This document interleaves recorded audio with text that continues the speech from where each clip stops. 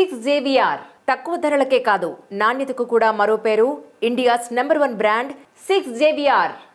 పుష్పలీల్ గారు నమస్కారం. నమస్తే తల్లి. పుష్పలీల్ గారు, ఇప్పుడే ఒక బ్రేకింగ్ న్యూస్ చూస్తున్నాం మనం. బీఆర్ఎస్ ఎమ్మెల్సీ కవిత సస్పెండ్ అని. సో మొత్తం మీద కవితపై వేటు పడింది. మొదటి నుంచి కూడా కవిత అంటే లేఖ కేసీఆర్కి లేఖ రాసినప్పటి నుంచి, ఆ లేఖ బహిర్గతం అయినప్పటి నుంచి కూడా ఇది అసంతృప్త, లేకపోతే అలక, లేక తిరుగుబాట అనేవి మనం ఒక పేరు పెట్టుకోకపోయినా వార్తలు వస్తూ ఉన్నాయి. అసలు ఎందుకు యాక్షన్ తీసుకోవట్లేదని. కానీ మేబీ ఒక కూతురు కావచ్చు లేదా ఆడబిడ్డ కావచ్చు. సో కవిత మీద కొంత వీళ్ళైతే అలసత్వం వహించారు, ఏ యాక్షన్ తీసుకోలేదు. కానీ ఇప్పుడు ఈ వేటు అనేది, ఈ సస్పెన్షన్ అనేది ఎట్లా చూడాలి? రీసెంట్గా హరీష్ రావు పై కాళేశ్వరం అవినీతికి సంబంధించి ఇరిగేషన్ మినిస్టర్గా ఉన్న హరీష్ రావుని తప్పించడం అనేది, నెక్స్ట్ టర్మ్లో హరీష్ రావుని తప్పించడం అనేది ఖచ్చితంగా అవినీతి జరగడం వల్లే కదా అని కవిత చేసిన వ్యాఖ్యలే వేటుకు దారి తీసిందని, ఇంత దుమారాన్ని రేపడానికి కారణమయ్యాయి. అలాగే ఇప్పుడు సస్పెన్షన్కి కారణమయ్యాయి అనుకోవచ్చు. ఏమంటారు? ఇది ఊహించింది. ఎందుకంటే ఈ అమ్మాయి అసలు చాలా వరకు కూడా కొంచెం ఏంటంటే ఎక్కువ తెలివని ప్రదర్శిస్తుంటుంది. ఎందుకంటే ముఖ్యంగా కేసీఆర్ గారు తను ఎంతో కష్టపడి, సరే ఉద్యమ స్ఫూర్తితో వచ్చాడా, అవునన్నా కాదన్నా, ఆ పార్టీలో పెద్ద ఆయన ఏది మాట్లాడినా తండ్రిగా తనకున్న చనువు, కూతురు మీద ఎక్కువ చనువు ఉంటుంది.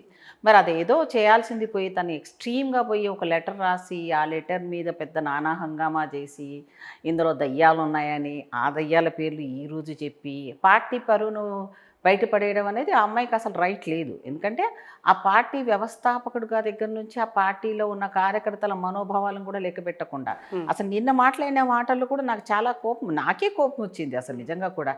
అసలు ఆ పార్టీ ఉంటే అంత పోతే ఎంత, అలా మాట్లాడడం అనేది ఎవరి పర్మిషన్ తీసుకుని మాట్లాడేది. ఇప్పుడు పార్టీ అంటే ఒక నిర్ణయం ఉండదు. అది ఇప్పుడు పార్టీలో ఏది మాట్లాడన్నా, ఇప్పుడు మాకు కూడా ఇంటర్నల్గా డైరెక్షన్స్ ఉంటాయి, ఏది మాట్లాడాలి, ఏది మాట్లాడకూడదు, ఏది మాట్లాడడం ఇష్టం వచ్చినట్టు ఎవరంటే అట్లా మాట్లాడడం వీలేదు. దానికి ఒక లిమిటేషన్స్ ఉంటాయి. అలాంటిది ఎంత కూతురైనా సరే తన మాట్లాడే మాటల్లో కూడా ఎక్కడ కూడా ఎవరి మీద కచ్చ సాధింపు ధోరణి అన్నది ఆమె కనపడింది తప్ప ఆ పార్టీ మీద ఆమెకి ఏ అభిప్రాయం మంచిగా ఉన్నట్టుగానే ఆవిడకి ఏం అనిపించలేదు. ఇప్పుడు పార్టీ అన్నప్పుడు ఎన్నో ఉంటాయమ్మా. అసలు అందరూ ఒక కూతురు, అసలు నన్ను అడిగితే కేసీఆర్ గారు ఆవిడకి చాలా ఎక్కువ చనువు ఇచ్చేసాడు అనిపిస్తుంది నాకు. ఎందుకంటే ఇప్పుడు ఆవిడ కంటే చాలా యోగ్యులైన వాళ్ళు చాలామంది ఉన్నారు. ఒకసారి అయితే నేను లైవ్లో అమ్మాయితో నాకు డిబేట్ పడ్డప్పుడు, అసలు నీదేం గొప్ప, ఉద్యమంలో పనిచేసిన వాళ్ళకి ఇవ్వకుండా నువ్వు కేసీఆర్ గారు కూతురు అయినంత మాత్రాన నీ క్రెడిబిలిటీ ఏంటి, అసలు నువ్వు దేంట్లో గొప్ప అని నీకు ఇచ్చారు మీ నాన్నగారు అనేసి, నేను ఉద్యమ నాయకుల్లో ఎంతోమంది ప్రాణాలు వదిలేసిన వాళ్ళు ఉన్నారు, త్యాగదానులు ఎంతోమంది ఉన్నారు. అంటే కూతురు అని చెప్పేసి ఏదో వ్యామోహంతో ఇచ్చాడేమో అనుకో, దాన్ని కాపాడవలసుకున్న నా బాధ్యత ఆవిడకి లేకుండా పోయింది. దాన్ని ఆవిడ ఎంతవరకు వెళ్ళిపోయిందంటే ఎక్స్ట్రీమ్ లెవెల్కు, అంటే ఇంకా నాకు చాలా ఎక్కువ తెలివి, నాకు చాలా గట్స్, నేను మాట పడను. అసలు మన తెలంగాణలో అయితే ఆడపిల్లల్ని చాలా తక్కువగా పోలుస్తారు. ఒక రకంగా అయితే బాధ కూడా, అలా అనకూడదు. రాజకీయాల్లో ఆడమ్మగ ఒకటే అని అన్నప్పటికీ కూడా ఏదైనా కూడా మగపిల్లోని ఇచ్చినంత ప్రాతినిధ్యం కొడుకులకు ఇచ్చినంతగా కూతుర్లకు ఇవ్వరు. ఎక్కడైనా రాజకీయ వ్యవస్థల్లో కూడా చూసినా కూడా అలాంటిది కూతురికి తనతో పాటుగా ఆయన పాపం ఎక్కడ తక్కువ చేయకుండా ఎంపీకి ఇవ్వడం కానీ, తర్వాత కూడా ఆవిడకు నిజంగా ఓడిపోయినాక కూడా ఆమెకు మళ్ళీ ఎమ్మెల్సీ ఇచ్చాడు. నిజానికి కూడా ఆమె పార్టీలో ఉందా, జాగృతి అనే సంస్థలో ఉన్నదని నేను ఆ మధ్యలో కూడా కొన్నిసార్లు మాట్లాడడం కూడా జరిగింది. అసలు ఆ అమ్మాయి ఎక్కడ పార్టీలో ఉన్నట్టు కనిపించదు మనకి. ఈ మధ్య కాలంలోనే మళ్ళీ పార్టీ ఆఫీస్ ఒకటి ఓపెన్ చేస్తున్నాను, పార్టీ పెడుతున్నాను, తర్వాత కవిత లెవెల్లోని జాగృతి అనే సంస్థను ఆవిడే లెవెల్లో దానికి ఆఫీస్ అనేది సపరేట్గా ఓపెన్ చేయడం అనేది, ఇవన్నీ కూడా ఏంటంటే కుప్పిగంతులు వేస్తున్నట్టు ఉంది. అలా చేయడం అనేది తప్పు. ఎందుకంటే పార్టీ అనేది ఒడిదొడుకులు జరుగుతూనే ఉంటాయి, మంచి చెడు జరుగుతూనే ఉంటాయి. నీకంటే ముందు కష్టపడే వాళ్ళు ఎంతోమంది ఉన్నారు, జెండాలు మోసిన వాళ్ళు ఎంతోమంది ఉన్నారు. వాళ్ళందరినీ కాదని, నాకే బాగా తెలుసని నువ్వు ఆ రకంగా ఇంటర్నల్ మ్యాటర్స్ అంతా బయట లీకేజ్ చేసినప్పుడే చాలామంది కోపం వచ్చింది ఒకటి.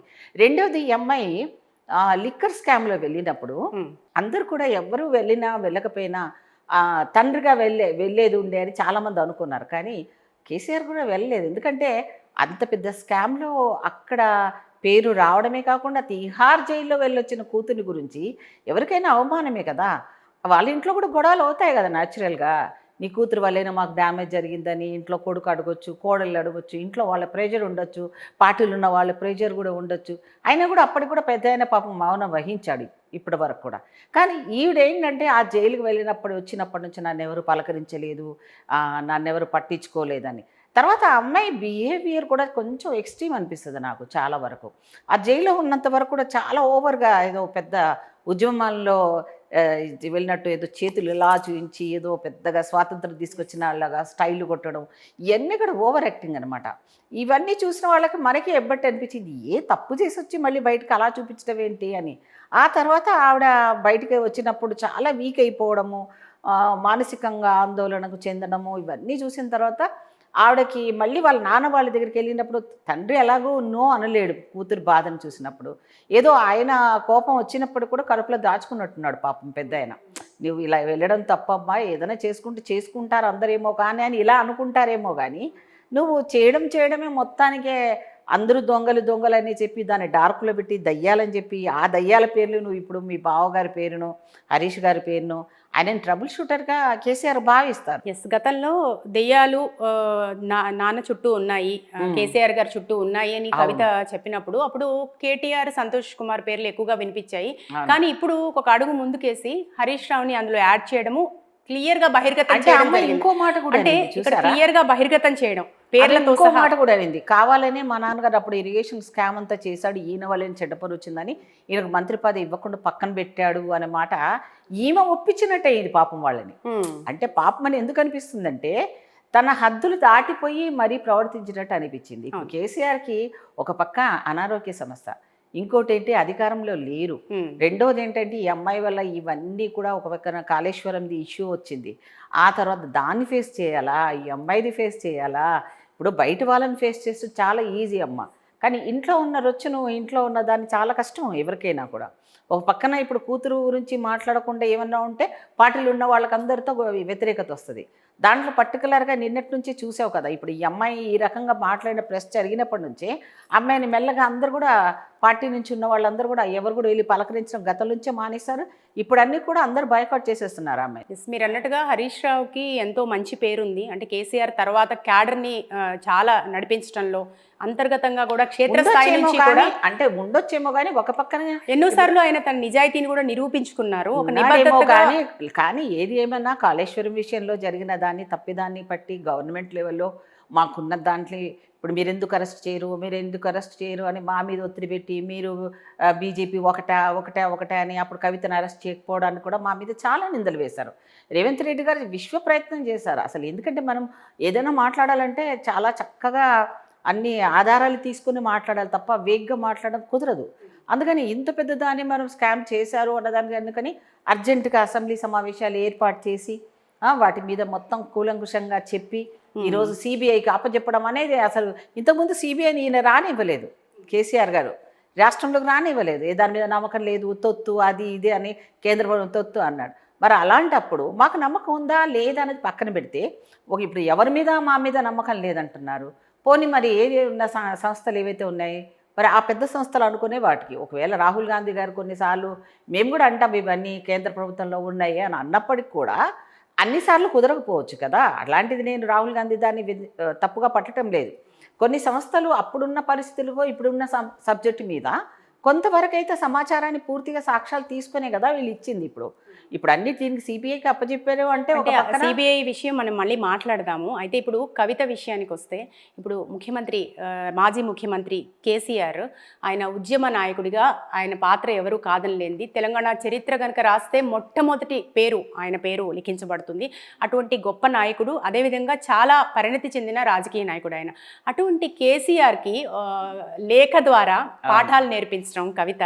సో అప్పటి నుంచి కూడా ఒక రాంగ్ స్టెప్. అంటే ఎక్కడ చూసినా కూడా ఆవిడ అంటే మందలించడం అనేది కరెక్ట్ టైంలో చేయకపోవడమే ఇది శృతి మించిపోయిద్దామో నాకు అనిపిస్తుంది. ఇప్పుడు పిల్లలు తప్పు చేస్తే వెంటనే ఒక లెంపకాయ కొట్టేసి ఇంట్లో ఉండే ఎలా మాట్లాడకూడదు అని అంటాం.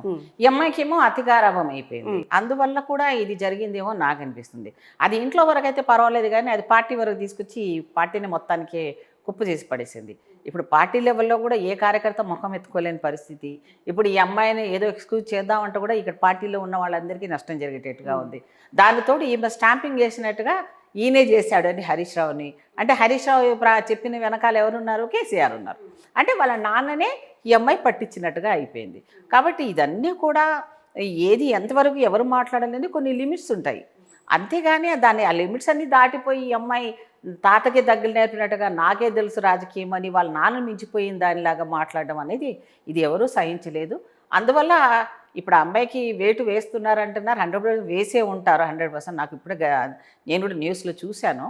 వేయాల్సిందే. ఎందుకంటే కవితకి సపోర్ట్ చేసే వాళ్ళు ఎంతమంది ఉన్నారు.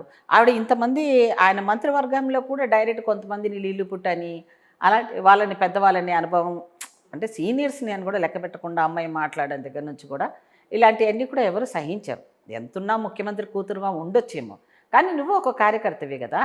సో అంతకు మించి నాకు ఇంకా పెద్ద జోక్ ఏమనిపిస్తుంది అంటే, ఈ అమ్మాయి జాగృతి అనే సంస్థ పెట్టుకుంది కదా, కానీ మరి బీఆర్ఎస్ పార్టీలో ఉందా లేదా? మరి బీఆర్ఎస్ పార్టీలో లేనప్పుడే మరి ఇప్పుడు ఎమ్మెల్సీని బీఆర్ఎస్ పార్టీ తరఫున ఎందుకు ఉంచుకుంది?